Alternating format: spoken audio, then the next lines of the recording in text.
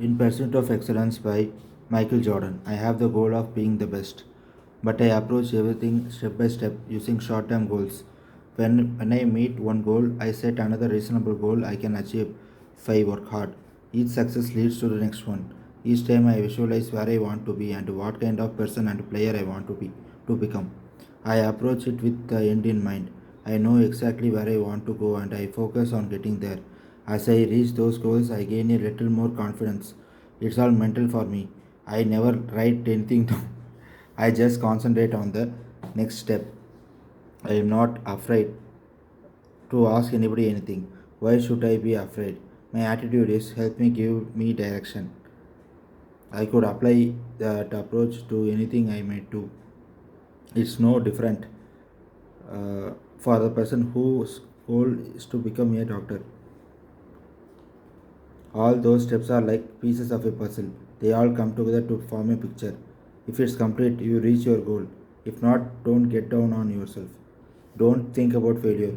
I never look at the consequences of failure because when you think about the consequences, you always think of a negative result. If I am jumping into any situation, I am thinking I am going to be successful, not about what happens if I fail. Some people get frozen by fear of failure, by thinking about the possibility of a negative result. They might be afraid of looking bad or being embarrassed. I realized that if I was going to achieve anything in life, I had to be aggressive. I had to get out of there and go for it. I don't believe you can achieve anything by being passive. I know fear is an obstacle for some people, but to me it's an illusion. Any fear is an illusion. You think something is standing in your way. Nothing is there. Only an opportunity to do your best and gain some success. If it turns out my best is not good enough, then at least if I will never be able to look back and say I was too afraid to try. Maybe I just did not have it. Maybe I just was not good enough. There is nothing wrong with that and nothing to be afraid of either. Failure always made me try harder the next time. My advice is think positive and find fuel in failure. Sometimes failure gets you closer to where you want to be. Great inventions in the world had hundreds of failures before answers were found. Fear sometimes comes from your lack of focus or concentration. If you know you are doing the right things, just relax and perform. Forget about the outcome. You can't control anything anyway. When you make a when you make a presentation in business, you may do all the right things necessary, but then it's out of your hands. Either the clients like the presentation or they don't. It's up to the client or the buyer. So don't worry about it. I can accept failure. Everyone fails at some time, at something, but I can't accept not trying. It does not matter if you win as long as you give everything in your heart and work at it. 110%. If you put in the work, the results will come. I can't do things half-heartedly because I know if I do, then I can expect half-hearted results. That's why I approach practices the same way I approach games. I can't dog it during practice and then when I need that extra push late in the game expect it to be there. But what that's how a lot of people approach things. And that's why they fail. They sound like they are committed to being the best they can be. They say all the right things, make all the proper appearances, but they are looking for reasons instead of answers. Overcome obstacles. You see it all it all the time in business. There are a million excuses for not paying the price. If only I was given a particular opportunity, if only the boss liked me better, I could accomplish this or that. Nothing but excuses. That's not to say that there are not obstacles or distractions. If you are trying to achieve, there will be roadblocks. But obstacles don't have to stop you. If you run into a wall, well, don't give up. Figure out how to climb it, go through it, or work around it. You have to stick to your plan. A lot of people try to pull you down to their level because they can't achieve certain things. But very few people get anywhere by taking shortcuts.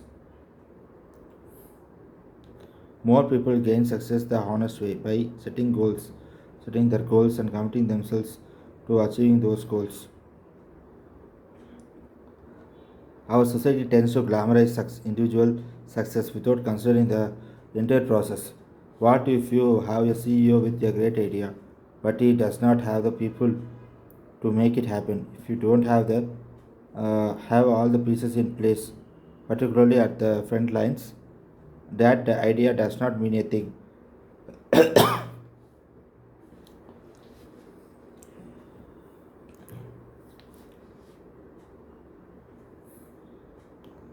If you don't have all the pieces in place, particularly at the front lines, that idea does not mean anything. You can have the greatest salespeople in the world, but if the people making the product are not any good, no one will buy it. Managers like coaches have to find ways.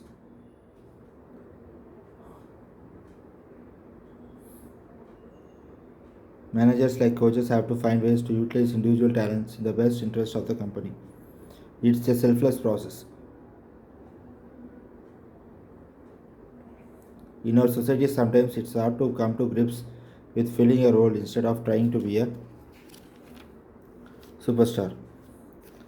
We tend to ignore or fail to respect all parts that make the whole possible. Talent wins games, but teamwork and intelligence wins championships. Everything I achieved can be traced back to the way I approached and applied the fundamentals. The basic building blocks or principles that make everything work. I don't care what you are doing. You can't skip your fundamentals if you want to be the best. But some guys don't want to deal with that. They are looking for instant gratification. So maybe they skip a few steps. They are so focused on composing a masterpiece that they never master the skills. You can get away with it through the early stages, but it's going to catch up with you eventually. The minute you get away from fundamentals, whether it's proper technique, work ethic, or mental preparation, the bottom can fall out of your game, your schoolwork, your job, whatever you are doing, whatever you are doing. When you understand the building blocks, you see how the entire process operation works, and that allows you to operate more intelligently. It sounds easy, but it is not. You have to monitor your fundamentals constantly because the only thing that changes will be your attention to them.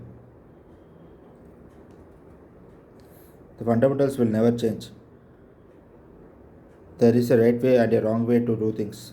Get the fundamentals down, and the level of everything you do will rise.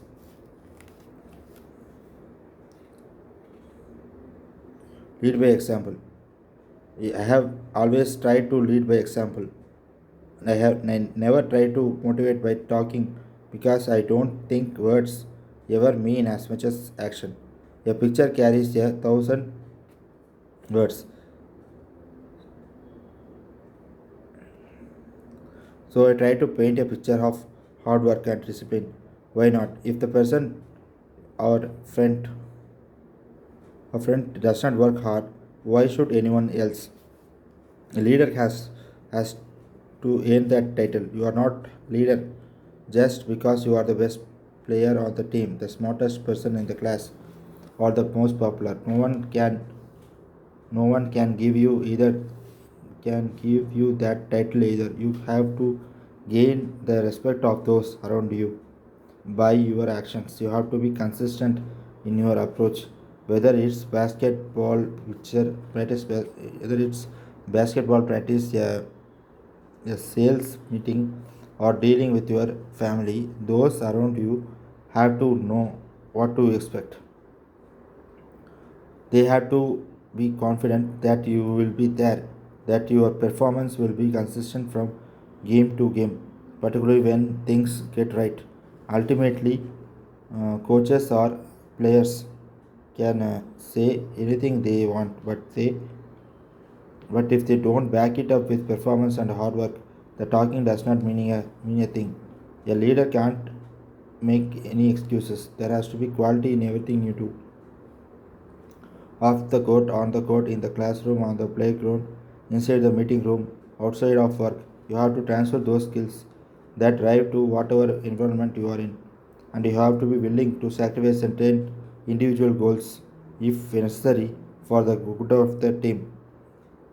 The leader is also a person who has had past successes in certain situations. Is not afraid of taking the chances to lead others down that road again. Along the way, you also have to stand up for what you believe and hold on to your convictions. Every home, every business, and every neighborhood needs someone to lead. Michael Jordan is the author of I Can't Accept Not Trying, Harper San Francisco, and plays basketball for the Chicago Bulls. This article is adapted from his book and is used with permission.